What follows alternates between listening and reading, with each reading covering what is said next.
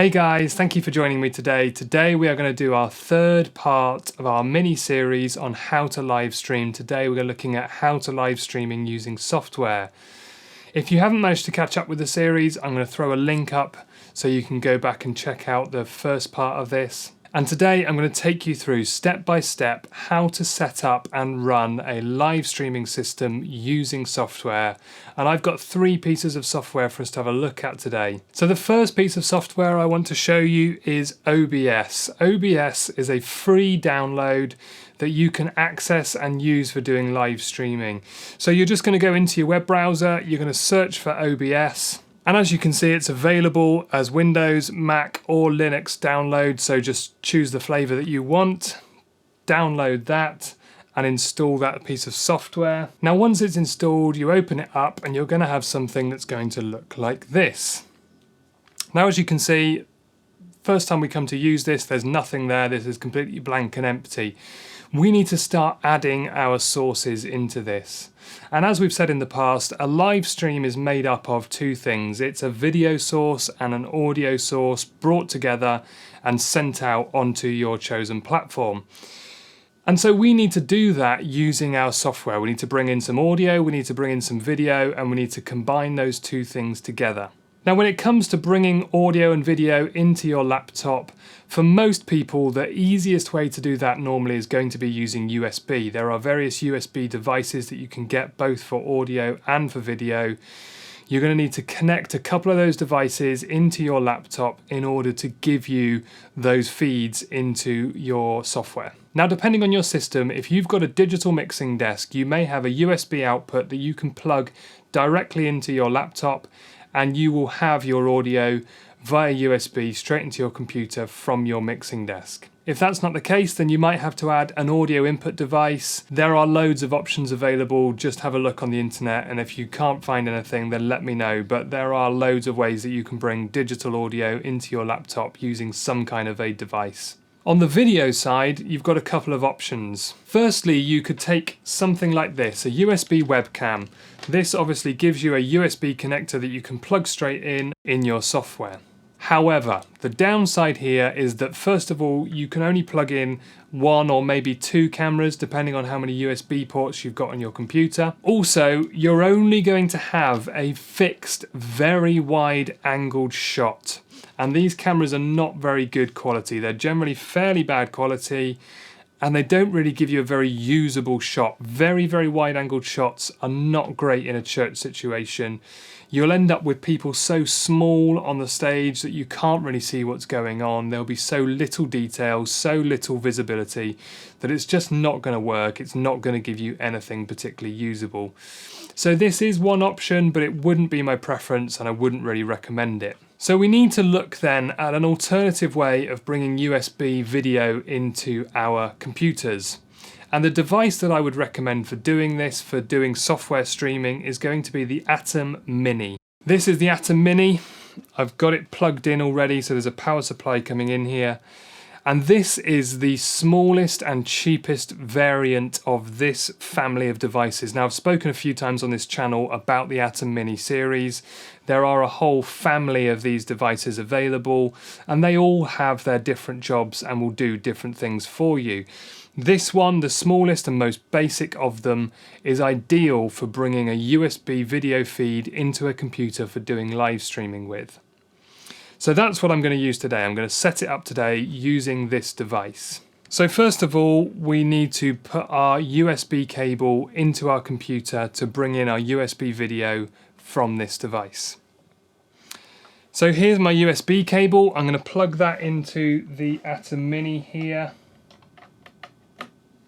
Now the next thing we need to do is we also need to connect this to the control software on our computer to be able to start accessing it and making sure it's all up to date and ready to go. So we're going to head back to our web browser and we're going to go to the Blackmagic Design website. Once we're there, we need to go to support and it'll open up this little page for you. And we can search in the search bar here for the model of our device. And in this case, we're looking for the Atom Mini. and it will start suggesting some options for you here, so we can just click on the one that we want, the Atom Mini. Now it will look at first as though nothing has changed here, but what's actually changed is if we scroll down to the lower section at the bottom here, it's now listing the software that just relates to the Atom Mini, and we need the Atom Mini switches software here, and again you can see it's available both for Mac and Windows.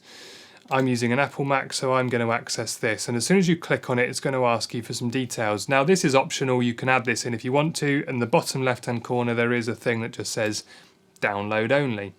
So we're going to download this software, and once again, once the software is downloaded, we're going to install it. And once that's installed, you're going to have two new pieces of software. One of them's called the Atom Setup, and the other is called the Atom Software Control. We're going to start off by opening up the setup window.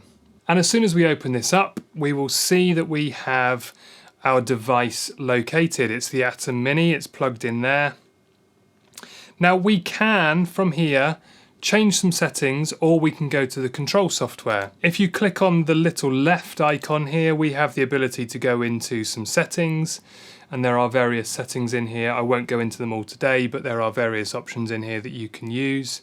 But the other thing it might also say from this point is that you need to update your firmware. And if that's the case, it will prompt you from here to say update your firmware. And it's always worth updating the firmware on these devices, because if you ever have connectivity issues, 99% of the time it's because the firmware is out of date and then therefore won't connect through. So always update your firmware, and that will make everything else a lot simpler.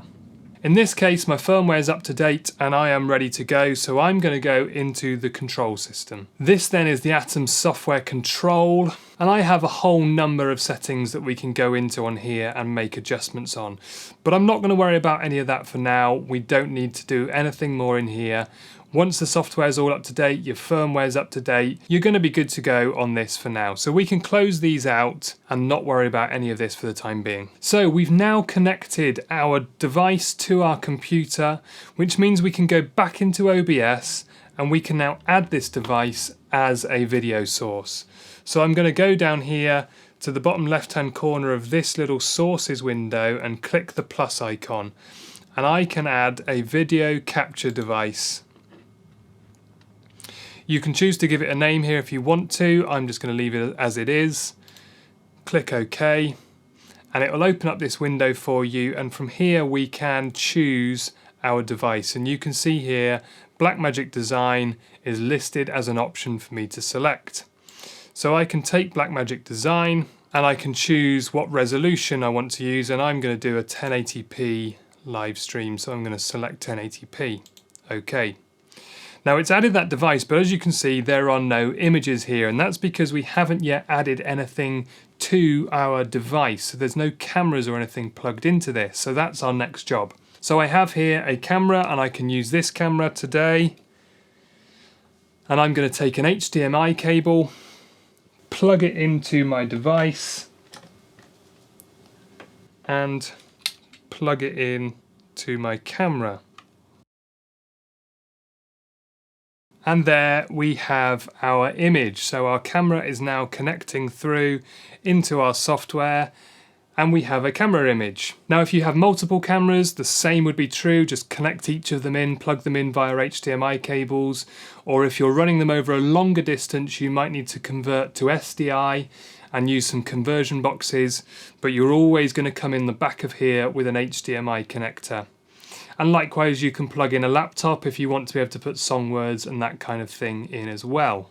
So that's our video feed into our software sorted, but we still need to do something about the audio. So we're going to do the same thing again. I'm going to head down to the little box at the bottom here, click the bottom right hand corner, the plus icon. This time I'm going to add an audio input capture device. Again, we have the option to add a name if we want to. I'm going to leave it as it is. And again, we open up a little window and we can choose what device we want to use. And in this instance, I'm going to use the Blackmagic Design device again. I do also have this Scarlett device plugged in, but I'm not going to use that one. We're going to use the Blackmagic Design. So I'm going to select that one and click OK. Now here I have a cable that's coming out of my mixing desk. So this is bringing all the audio from my mixing desk into this one cable. It's a 3.5mm jack on the end, and I'm going to plug that into the Blackmagic Atom Mini there. Now you'll see straight away that there's no audio appearing here, and that's because on the device itself, I can probably show you this, on the device itself here, we have the ability to be able to turn audio on and off. So we've got our two mic feeds, mic 1 and mic 2. At the minute, mic 1 has audio off. Now if I turn that to on, we see that we start getting some audio appear into our software. So great, we have audio and video coming into our software. We now need to send it out somewhere. Now this is going to look slightly different depending on what platform you're going to send it to, so I can't show you the details of what you need to do on your chosen platform. You're going to have to find that out for yourself, but what you need to find is you need to find a thing called a streaming key.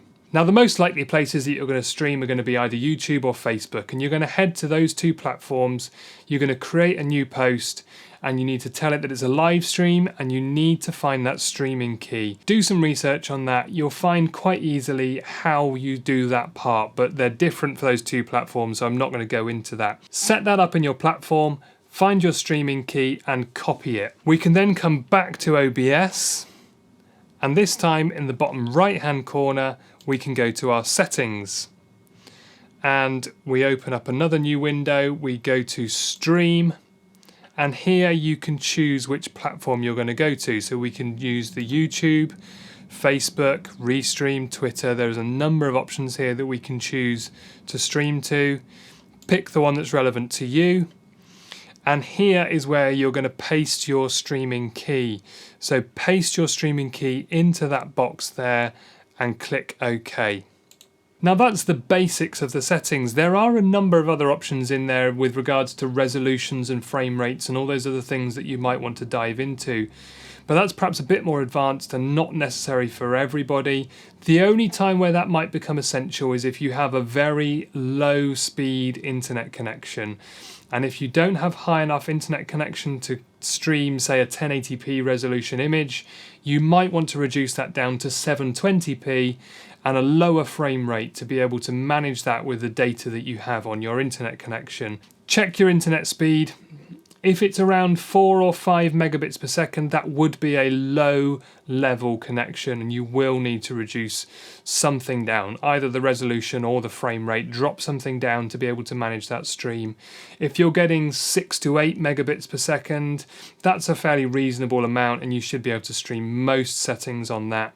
And if you're getting anything over 10 megabits per second, that's a very high speed connection, and you'll be absolutely fine to stream anything you want to with that internet connection. So we've brought in our audio, we've brought in our video, and we've set up our live stream. We've told it where we want it to go. The only thing that's left to do now is to hit start streaming, and everything that's connected into this device now will be sent out to your platform and be available as a live stream for you. So that's streaming with OBS. But I said I've got 3 platforms for you to have a quick look at. So we're going to close OBS down now, and we're going to dive into another platform and take a look at something else. So the second platform I wanted to talk to you about is Switcher Studio. Now Switcher Studio again is a software-based streaming solution. This time it doesn't work with a computer and with cameras and hardware. This is going to work on an iPad. Now this system is iOS only, so it works on iPads and iPhones and nothing else. So you need to be able to have access to those devices to make Switcher Studio work. Now the beauty of Switcher Studio is that because it works on mobile devices, it's a mobile system, and it's absolutely perfect for anybody who's either having to set up and take down each week, or perhaps people who want to go and do a service from, say, a park or an open air service or something of that nature. These things can just be taken out, you can use it wherever you are, and all you need is a mobile phone and a tablet, and you can start streaming. And if you already have those devices, you might not need to buy anything else to even make this work. You can just plug in, set up, and off you go. The system works by connecting all your devices together on the network. You'll then have a main control device, so probably that would be an iPad, something with a bigger screen so you can see more easily what's going on. And from there, you can choose to connect your mobile phones up and use your mobile phones as your cameras. Your iPad then is able to see the cameras on all your mobile phones, and it can see all those as your video sources. So just as we saw before, we were setting up a video source by plugging cameras into USB devices. This time we're going to wirelessly transmit our video feeds from our mobile phones to our tablet, and they are going to appear as our video sources available and ready to send out on your live stream. Now the downsides of Switcher Studio is it does rely very heavily on a wireless network. You need to have a wireless network that all of those devices can be connected to. And as I've said before, wireless networks are inherently unreliable anyway. So if you're having to rely on a wireless network system, you do just need to be aware that there is lots of potential for things dropping out and lots of interference issues and all kinds of problems with a wireless network. The other problem is that you don't have many connection ports on an iPad for plugging in things like an audio feed, and as we've said, we need to bring audio into our live stream. The only way you can do it is by plugging into the one port on your iPad with some kind of an adapter that's going to give you multiple other ports. Now it is possible on that adapter that you might have a wired internet connection, and that could be really useful, so at least you have a wired connection to your main tablet. But again, what I've often seen with people who are using this system is they end up having adapters plugged into other adapters to try and make this all work. So again, you're creating a place where this is very likely to fail. When you've got lots of adapters all plugging into each other, the chances of one of those stopping working and then the whole lot going down is relatively high. And the other problem with having to use these adapters is that quite often you will find that you very quickly run out of capacity on this system. You will find that there are things that it just can't do. There are only so many adapters you can plug into each other before everything just starts to feel very unstable. And if you want to add in any extra facility onto this system, you can quite quickly start to hit limitations that it just doesn't give you the ability to be able to expand. So there are places that this system can work, but I would say just be really careful with it. It's got a lot of inherent problems in there that could quite easily lead to instability and this system just not working very well for you. So just be careful with it and only use it if you really need to be very mobile and setting up very quickly each week. So that's Switcher Studio. Let's have a look at my third and final live streaming solution. Now I have spoken about Zoom in the past, and as I've said, it's not really technically a live streaming platform, but a lot of people and a lot of churches in particular do treat it as a live streaming platform, and people will live stream their services to Zoom. And so I thought I'd tackle it in this one because, as I say, it doesn't quite fit in, but a lot of people use it this way anyway. So let's just have a quick look at how this works. So once again, we're going to head over to the Zoom website, we're going to download their software and we're going to create an account and log in. Once we've done all of that, we can open up the software. And very much like we've said with the last two options, we need to add an audio feed and a video feed into here. So again, we're going to head into our settings. And from here, we've got two tabs that we can use. So we've got the video tab and the audio tab, and in both of these two, once again, just like with the other solutions, we've got drop down menus where we can see our devices connected. So here we have our Blackmagic Design as our video feed, and if we head to audio, we have the ability to be able to add the Blackmagic Design as our microphone feed. So we can add both of those two devices in, and just like with OBS, we see our video and our audio appearing. Now the way that this is going to slightly differ is we don't need to go to YouTube or Facebook and set up a post there.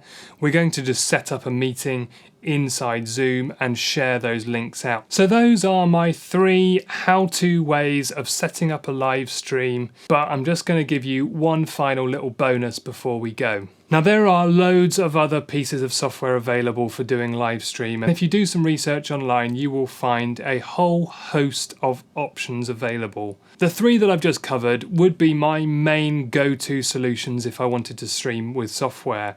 But there is one other option that I'm also just going to talk to you about very quickly, and that is StreamYard. StreamYard is another very effective way of being able to do a live stream solution, and this one in particular works really well if you've got multiple people in multiple locations that you need to bring together. StreamYard is very much like Zoom in that it looks and feels quite like a video call. You have different people in their cameras from their homes or different churches or wherever they might be coming into your software that you can then use, and you can highlight individuals, you can make somebody the main speaker, you can do various things, you can do interviews and all that sort of stuff with it. But instead of it going out into a private conversation that you can invite people to come and look at, you can actually put this out as a live stream to Facebook or YouTube or any of those other platforms. So if you like the connectivity of Zoom and you like the way that that's quite interactive and people can have conversations and interviews and that style of presentation, but you want it to be available more publicly and open on things like YouTube and Facebook for people to come and watch it, then StreamYard could be a great solution for doing that. It's a nice way of being able to merge those two places together and bring something that looks and feels a bit like Zoom, but works a bit more like OBS or one of those other streaming solutions to stream to YouTube or to stream to Facebook. So hopefully that's been helpful for you. Hopefully there's been some good information there. As always, if it has, please do give it a thumbs up and please consider subscribing to this channel. And that's it for this week. I will see you in the next video. Take care. See you then.